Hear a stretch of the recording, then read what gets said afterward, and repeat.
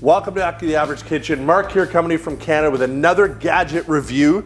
This is the Mandoline Mandoline Slicer. Now, we were playing around with this. Safety appears to be in order here, which is always very important when it comes to mandolins. The adjustments on the back might take a little getting used to. Jamie, I guess I could spin it this way. There's 8 settings here on this dial that maybe Jamie can come around here to try to look down. How do you want to do that? Or maybe do it that way.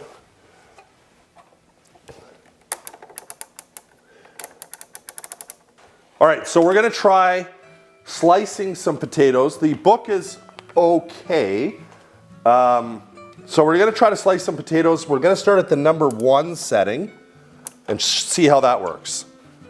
So this little plunger has been my nemesis here of trying to figure. Remember that when you were a kid, like putting the shapes in the thing? I don't know why I'm struggling with this. Yeah, like that, no. Yeah, you got it. I did? Well, not like, yeah, angle it. Yeah. Oh yeah. All right, it's gonna go pretty quick. Let's see how it goes.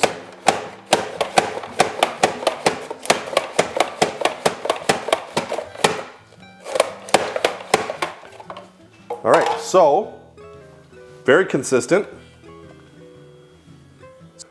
Well, I guess you could turn these into chips or fries, or if you're doing like scallop potatoes. You say scallop? Yeah. That's wrong. But I'm also from the Maritimes originally, and if you said scallop in Nova Scotia, it wouldn't be good. All right, so let's go to a number 4 setting. We'll throw that in. I'm gonna struggle with this again.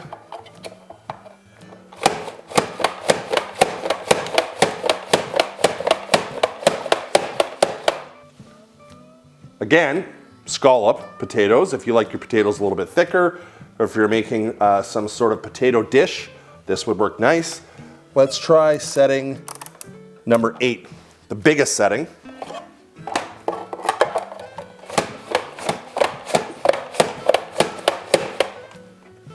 So pretty thick. All right, so I think that worked pretty well. What do you think, Jamie? Yeah, I did. Okay, so let's move on and try Matchstick. So this one is a little bit different because there's 2 little dials here that Jamie probably gonna see. It says turn dial C to 4 to 8, which is what this is. Then unsnap knob B and rotate it 360 degrees. Is this knob B? Yeah. Okay. So let's fire in a potato. See how it does.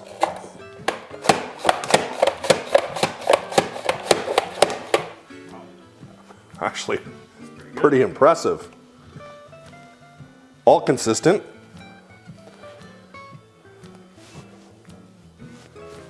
I'm impressed by that. So fries. Julienne, we're gonna try that next. So I'm gonna get rid of this potato, grab some carrots, and we're gonna try the Julienne setting. Turn dial C to number 1 to 3. So let's go with 2. Unsnap both A and B and rotate them fully 360. So we've already done that with B. Now we'll do that with A. And you won't be able to see it here, but if I look down there, I can see little spikes coming up. Okay, so those are locked into place. So we got some carrots.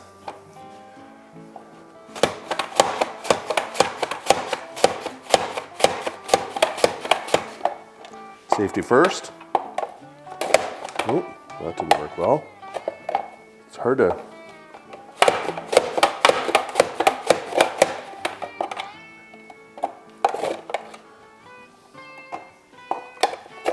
See how it keeps slipping? Would it matter? Like if it slips and you just keep pushing? Well, we'll see. So the answer would be no, other than it's better when it's up and down because then you get longer ones, right? Okay. So maybe you have to cut your carrot accordingly to be that size. Cut it into a bit of a smaller chunk here.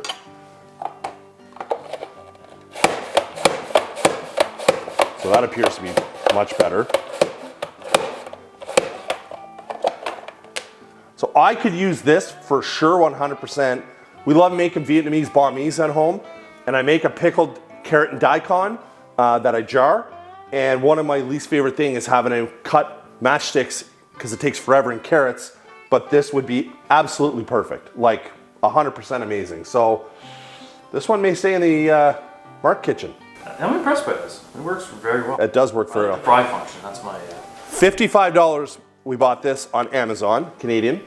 So now we're gonna dice. So try onion. Sure. So this is a slice and dice. Jamie was looking at this when I was cleaning up. You slice it first, then you put it back in and dice it. So we got half an onion here.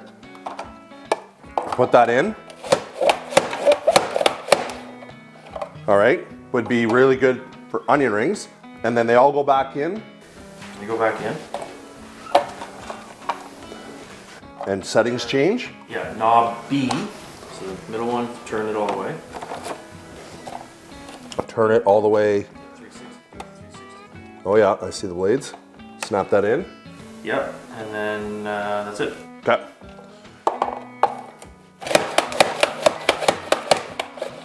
All right, so that did, I'll say, an okay job. Not the best onion chopper we've ever come across. All right, so the cleaning comes with this little brush with a little pick on the end. There is some residue or some buildup of veg that gets stuck here. They say the whole thing is dishwasher safe, but you shouldn't use the dishwasher to dry it. So you'd have to open the dishwasher, remove everything before the drying started, a little bit different. There's two tabs on the bottom here that if you push together, they're spring loaded.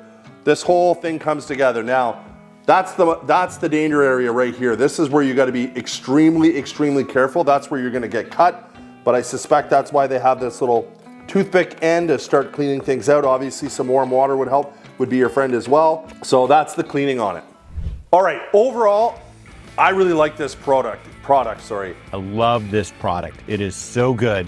It breaks down quite easily. It locks into place. You can lock the handles and so on and so forth. I still have to learn, oh, there you go.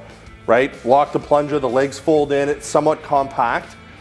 It is safe. It'd be really hard, you'd have to work hard to cut yourself.